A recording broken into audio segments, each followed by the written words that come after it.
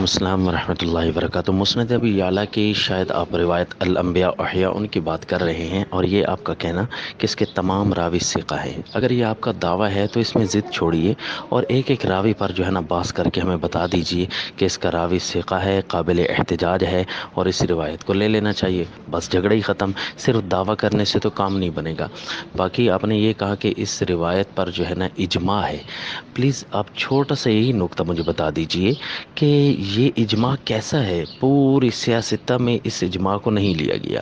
بخاری، امام بخاری رحمہ اللہ علیہ اس عقیدہ کے بغیر گئے، اس روایت کے بیان کرنے کے بغیر گئے، اس روایت کے متعلق نہ انہوں نے باب باندھا، نہ اس سے عقیدہ حیات النبی اخذ کیا۔ دیکھیں نا، جو اجماع ہوتا ہے، فرض کریں میں کہتا ہوں نمازوں کے 5 ہونے پر اجماع ہے، تو جس کتاب کو بھی محدثین کی کتاب کو اٹھا لیا جائے، فقہا کی کتاب کو اٹھا لیا جائے، وہ 5 نمازوں پر اتفاق کریں گے، تو اس کو اجماع کہتے ہیں۔ بخاری کو اٹھا لیا جائے، مسلم کو اٹھا لیا جائے، جو بھی اٹھا لی جائے کتاب، تو اس کے اندر نمازوں کے 5 ہونے کا ہی تذکرہ ملے گا، تو اسے اجماع کہیں گے۔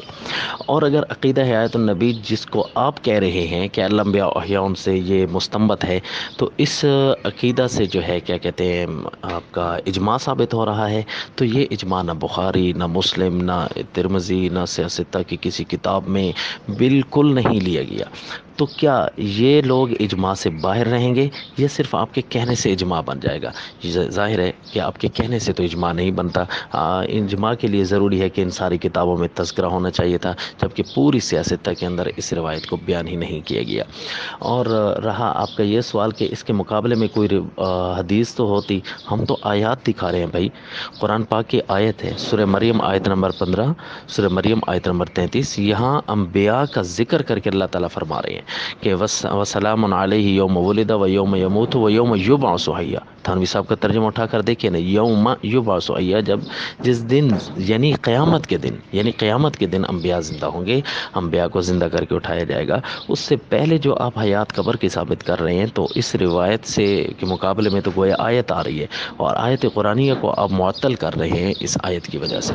اور الانبیاء احیاء فی قبورہم یصلون، اگر یہی عقیدہ ہوتا تو باب العزی عن المیت، ذرا ابو داؤد شریف کو اٹھا کر دیکھ لیجئے کہ میت کی طرف سے قربانی کرنا، اور نیچے آپ صلی اللہ علیہ وسلم کی طرف سے قربانی حضرت علی رضی اللہ تعالیٰ عنہ کر رہے ہیں، میت سمجھ کر ہی تو کر رہے ہیں نا۔ تو یہ ورنہ امام ابو داؤد یہ حدیث کیوں لائے؟ حدیث بھی آ گئی اور امام ابو داؤد کا باب بھی باندھا ہوا آ گیا، اور اس ضمن میں آپ خود اٹھا کر دیکھ لیجئے اعلاء السنن میں علامہ ظفر احمد عثمانی رحمہ اللہ علیہ نے کیا لکھا ہے، بس آپ کا سارا دعوی اجماع باطل ہو جائے گا۔ السلام۔